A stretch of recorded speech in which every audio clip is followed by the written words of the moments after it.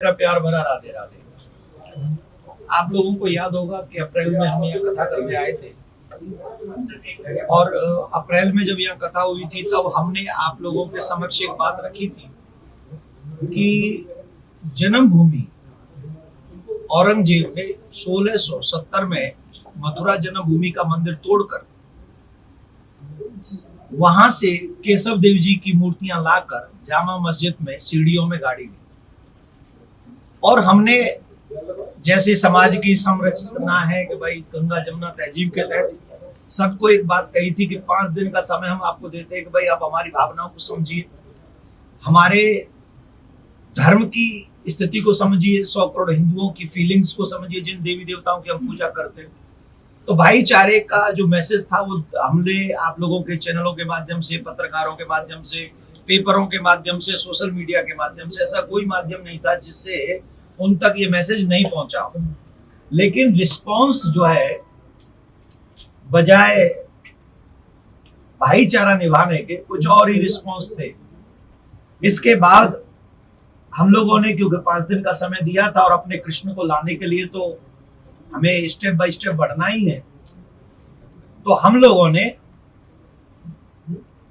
अभी एक संस्था का निर्माण किया और उस संस्था के माध्यम से श्री कृष्ण जन्मभूमि संरक्षित सेवा ट्रस्ट बनाकर एक कानूनी पहल प्रारंभ की है। और अभी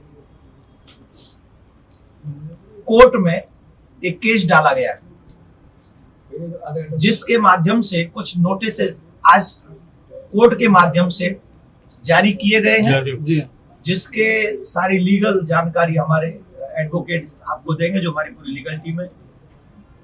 अभी भी 31 तारीख को जहां तक मुझे बताया गया, उनको बुलाया गया कि वो अपना पक्ष रखें। अभी भी 31 मई को उनके पास ऑप्शन है कि वो भाईचारे को निभाने का प्रयास करें और हम 100 करोड़ हिंदू लोगों की बात को समझे, क्योंकि उस समय जब औरंगजेब ने मंदिर तोड़े गए थे, उन लोगों के साथ में रहने वाले जो लोग थे, उन लोगों ने अपनी किताबों में लिखी है।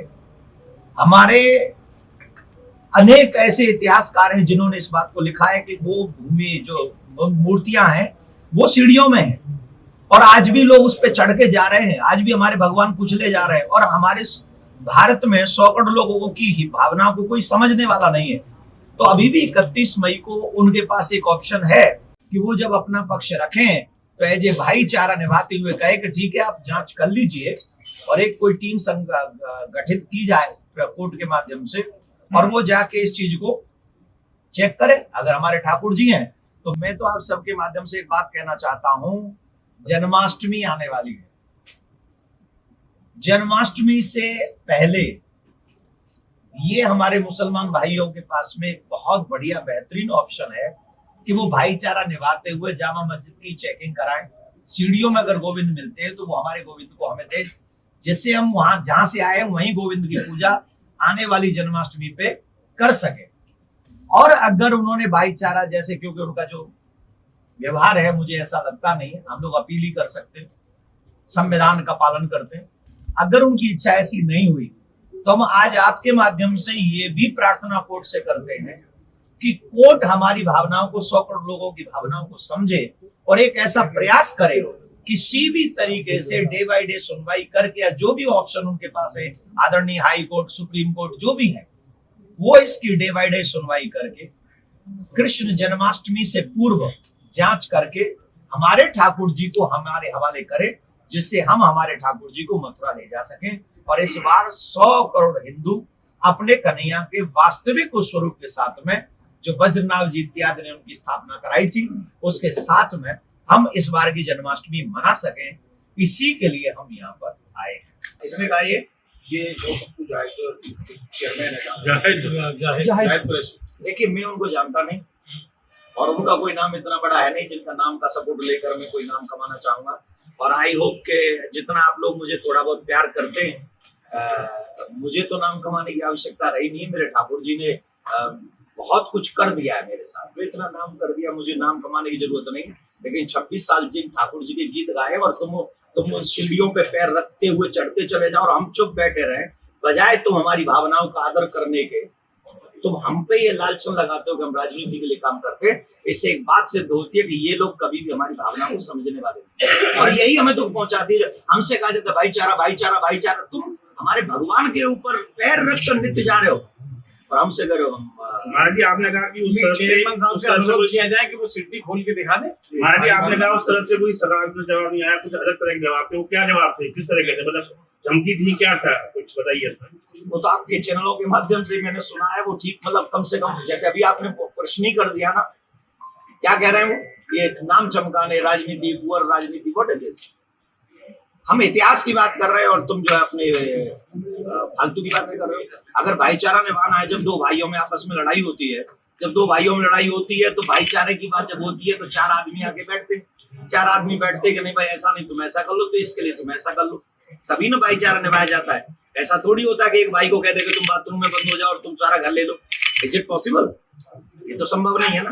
तो हम ये चाहते हैं कि अगर भाईचारे की बात है तो हमारी भावना की कदर करो। सीढ़ियां 10-11 सीढ़ियां हैं, वो ज्यादा सीढ़ियां नहीं है। नुकसान क्या होगा आपका?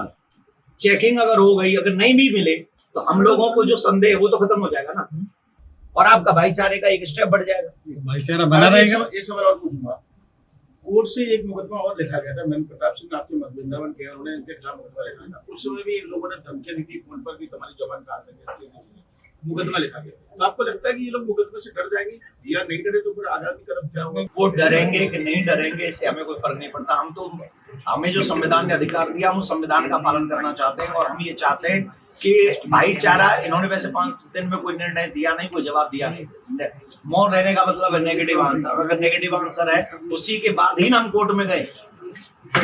हम आगरा में गए, जहाँ जामा मस्जिद आगरा में है। किस किस को पार्टी बनाया, मैं किसको दिया नोटिस? ये सारे लीगल क्वेश्चनों के आंसर हमारे वकील साहब आपको देंगे, जो हमारी लीगल टीम है वो देगी। तो मैं चाहूंगा कि आप जो वैसे क्वेश्चन है आप मुझसे पूछ लें, उसके बाद लीगल क्वेश्चन हमारे वकील साहब। अगर जन्माष्टमी तक नहीं आता निर्णय सर, इसमें पूरे आंदोलन आपका है, क्या इसमें शास्त्री जी के साथ होंगे, धीरज शास्त्री जी आपके आंदोलन में? ये हम दोनों ने इसकी घोषणा की थी 8 अप्रैल को। जब हमने घोषणा की थी तो हमारे धीरेन्द्र, जो हमारे छोटे भाई हैं, शास्त्री जी, बागेश्वर वाले महाराज जी, हम और वो दोनों ही भोपाल में मंच पे थे, और हमने वहीं ये घोषणा की थी कि हम कृष्ण जन्म भूमि के लिए ये लड़ाई लड़ेंगे और अपने कन्हैया को जामा मस्जिद से निकालेंगे और अपने मथुरा तक ले जाएंगे और मथुरा जन्मभूमि में ठाकुर जी की पूजा करेंगे। ये निर्णय हम और उन दोनों ने साथ में किया, और ये लड़ाई भी हम दोनों साथ। तो वादी आप दोनों, मतलब आप और शास्त्री जी दोनों वादी हैं? श्री कृष्ण जन्मभूमि संरक्षित सेवा ट्रस्ट के द्वारा ये केस किया गया है, जिसके माध्यम से ये कार्य आगे बढ़े। वो कब आएंगे आपके साथ, कब साझा करेंगे ऐसे मंच जैसे आगरा में आज आप हैं, तो कब देखें उनके इस लड़ाई में? जिस दिन ये अभी कानूनी तौर पे एक केस चल रहा है, बात चल रही है, और जब ये लीगल कंडीशन, जब हम लोग इसको एक जनता जागरूक के रूप में जब इसको बढ़ाएंगे तो आप हम दोनों को साथ में देखेंगे। पक्की नकल है, यानी सर्टिफाइड कॉपी है, जो माननीय न्यायालय ने प्रतिपक्षी को प्रतिवादीगण के लिए दिनांक 11/5/2023 को नोटिस जारी किए हैं, और उसमें ये कहा है कि अपना पक्ष आकर के अदालत में रखें और वास्तविकता को बताएं। इस तरह के आदेश पारित किए, और आदेश की इसी तरह के नोटिस माननीय न्यायालय ने अपने द्वारा भेजे, जो शायद उनको एक आंदोलन में मिले, तब वो अपना पक्ष अदालत में पार्टी बनाया गया है। हाँ, इसमें 3 पक्षों को पार्टी बनाया गया है। मुख्यतः सबसे पहले बनाया गया है इंतजामिया कमेटी शाही मस्जिद, दूसरा यूपी सन्नी सेंट्रल बोर्ड को, तीसरा श्री कृष्ण जन्म स्थान सेवा संस्थान को पार्टी बनाया गया है। चौथा पार्टी बनाया गया है छोटी मस्जिद दीवान खास ज़ाराना बेगम मस्जिद आगरा को, फोर्ट आगरा थ्रू इट्स मुतबल। ASI की जब जरूरत होगी, जब लोग बताएंगे तो उनको भी पार्टी में आ जाएगा, और उनके लिए नोटिस भी जारी किया जाएगा। उनको नोटिस जारी किया जा रहा है, और नोटिस जारी होने के बाद फिर कोर्ट पार्टी बनाएगा। हम लोग तो पार्टी की दरखास्त देंगे कोर्ट को, कोर्ट उत्तर प्रदेश सरकार को भी बनाएगा और बम कोर्ट को भी बना दिया उन्होंने और बना दिया। और उनको भी बना देगा। धन्यवाद।